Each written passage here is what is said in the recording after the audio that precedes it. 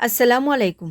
আকলিমাস blog থেকে আমি আকলিমা সবাইকে আমন্ত্রণ জানাচ্ছি সম্পূর্ণ ভিডিওটি দেখার। হাজির হয়ে গেলাম চিংড়ি মাছ আর কচু শাকের মজাদার স্বাদের একটা রেসিপি নিয়ে। আশা করি পুরো ভিডিওটির সঙ্গেই থাকবেন।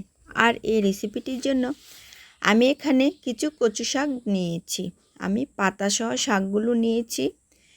ডাঁটা আর পাতা একসাথে আমি দিয়ে দিব। আর এখানে কিছু চিংড়ি মাছ নিয়েছি। মাছগুলোকে কেটে কুটে পরিষ্কার করে নিয়েছি। আর এখন আমি কচুগুলোকেও কুটে নিয়েছি। এরপর আমি ভালোভাবে ধুয়ে পরিষ্কার করে নিব। এখানে আমি শাকগুলো ভালোভাবে কুটে নিয়েছি আর এখন কয়েকবার ধুয়ে পরিষ্কার করে নিব। এখানে আমি শাকগুলো ধুয়ে পরিষ্কার করে নিয়েছি। এরপর আমি স্বাদমতো লবণ দিয়ে দিব। আর দিয়ে দিব কয়েক টুকরা কাঁচা আম, যাতে করে মাঝে মাঝে কচু চুলকাতে পারে, এই জন্য আমি কয়েক টুকরা আম দিয়েছি। এতে করে চুলকানোর সম্ভাবনা থাকবে না। আর এরপর আমি দিয়ে দেব কাঁচা লঙ্কা, দিয়ে আমি এগুলোকে সিদ্ধ করে নেব।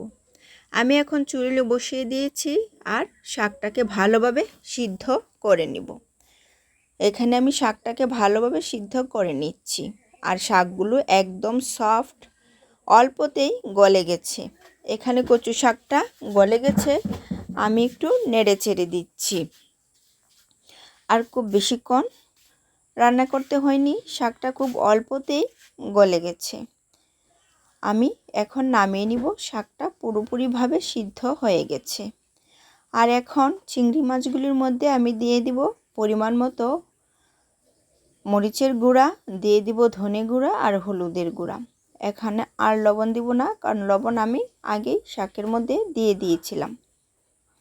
এখন আমি একটা প্যান বসিয়ে নিয়েছি আর এরপর তেল গরম করে নিয়েছি। এখন আমি পেঁয়াজ ও রসুন কুচি দিয়ে ভালোভাবে ভেজে নিব। ভাজা হয়ে গেলে আমি এর মধ্যে চিংড়ি মাছগুলো দিয়ে মাছগুলোকে ভালোভাবে কষিয়ে নিব। আমি মাছগুলো দিয়ে দিয়েছি আর ভালোভাবে কষিয়ে নিচ্ছি। এই পর্যায়ে মাছগুলো কষানো হয়ে গেছে, আমি সিদ্ধ করে রাখা শাকগুলো দিয়ে দিব। আমি কচু শাকটা চিংড়ি মাছের মধ্যে দিয়ে দিচ্ছি। দিয়ে আমি শাকগুলোকেও মাছের সঙ্গে ভালোভাবে কষিয়ে নেব। আমি একটু নেড়ে চেড়ে দিচ্ছি আর মাছগুলোকে ভালোভাবে কষিয়ে নিচ্ছি। আর এইভাবে এই তরকারিটা খেতে আমার কাছে অসম্ভব ভালো লাগে। কচু শাক তো আমার কাছে অনেক বেশি পছন্দের একটা শাক। শাক ভাজি বা শাক ভর্তা বা শাক তরকারি যে কোনোভাবে খেতেই আমার অসম্ভব ভালো লাগে। আর আজকে তাই রান্না করে ফেললাম চিংড়ি মাছ দিয়ে। চিংড়ি মাছ দিয়ে খেতেও অসম্ভব ভালো লাগে। এখানে শাকটা হয়ে গেছে, আলহামদুলিল্লাহ। শাকটা দেখতে যেমন লোভনীয় লাগছিল, খেতেও অসম্ভব মজা হয়েছে। আজ এ পর্যন্তই। আল্লাহ হাফেজ।